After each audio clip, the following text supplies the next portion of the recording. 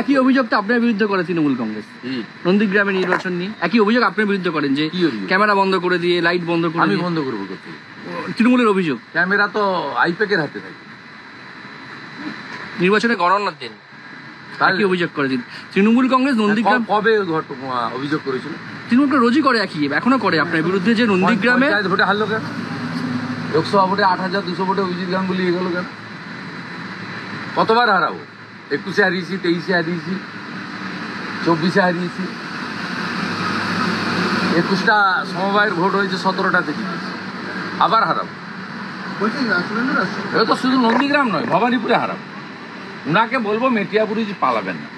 সুরেন্দ্র সোমবার তো কসবা ল কলেজটা খুলছে আবার কিন্তু কথা হচ্ছে 3 জন অ্যারেস্ট হলো যেটা বলা হচ্ছে ওখানে মনোজিতের একটা দলবল আছে গ্যাং আছে এখনো ছাত্রছাত্রীরা ভীত কলেজ খুললেও যাওয়া নিয়ে এটা হয়তো একটা কলেজের চেয়ে না আমি শুধু মানে কলেজে মনোজিৎ মডেল আমি একটা গ্যালারি প্রকাশ করবো মঙ্গলবার দিন থেকে বলছি 9 আগস্ট আপনি নবান্ন অভিযানের ডাক দিয়েছেন আমি ডাক দিই তৃণমূল কংগ্রেস একদম মিসকোট করবেন না তৃণমূল কংগ্রেস বলছে রাখি বন্ধন উৎসব আমি প্রপোজ করেছিলাম অভয়ের বাবা মা এটাকে ডিক্লেয়ার করেছি আমরা পার্টিসিপেট করব কিন্তু রাখি আমি তো পার্টিসিপেট করব এবং আমি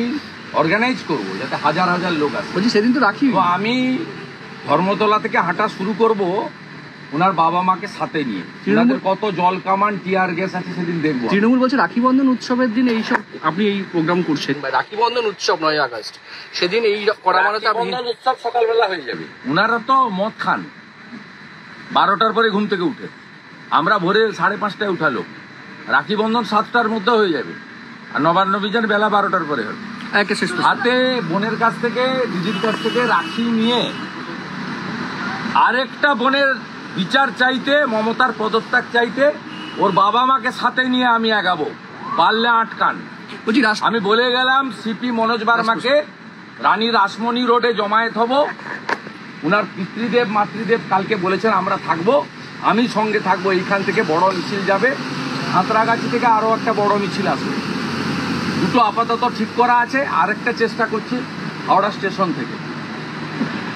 এর আগের দিন আপনি মমতা ব্যানার্জি সকাল 8টায় ঢুকেছিলেন নবান্নতে 27 আগস্ট এবারে আগের দিন রাত্রি থেকে থাকবেন ঢুকলে আপনি বেরোতে পারবেন না আমি আপনাকে বলে গেছি বলছি রাষ্ট্রপতি ভবন থেকে একটা মেইল এসেছে জগন্নাথ চট্টোপাধ্যায়ের বিরুদ্ধে মুখ্য সচিবের কাছে আর্থিক দুর্নীতির অভিযোগ উঠে তদন্ত শুভেন্দুদা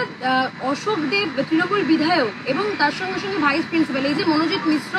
অস্থায়ী কর্মী হিসেবে কলেজে চাকরি করছিল সেটার সিদ্ধান্ত নিয়েছিলেন এই তৃণমূল বিধায়ক অশোক দেব কলেজে তৃণমূলের একটা বিশাল বড় হাত এই মনোজিৎ মিশ্রের মাথার উপর আরে সব কলেজে আছে বোন এরা ভাইপো গ্যাং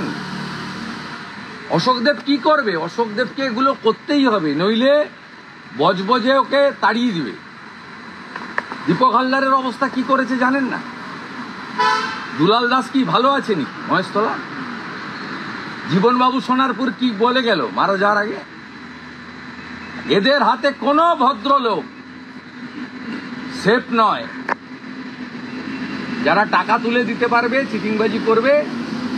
এইসব চিটিংবাজদের পার্টিতে পরিণত হয়েছে এটা হচ্ছে ভাইপো গ্যাং অশোকদেবকে যদি বিধায়ক থাকতে হয় তাহলে ভাইপো গ্যাংকে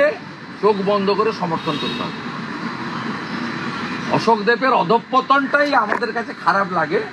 অশোকদেব একটা রিনাউন্ড ছাত্র নেতা ছিলেন 71-72 ছাত্র আন্দোলনে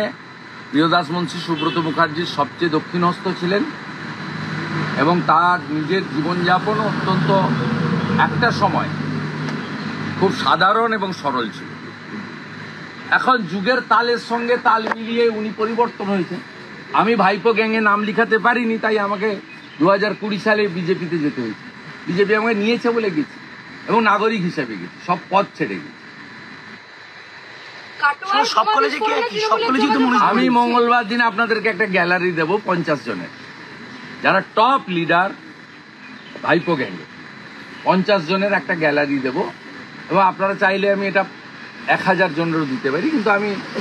অতজনকে বিখ্যাত করতে চাই না আপাতত 50 জনের একটা গ্যালারি আমার পাবেন পরশুদিন বিকালবেলা আমার অফিস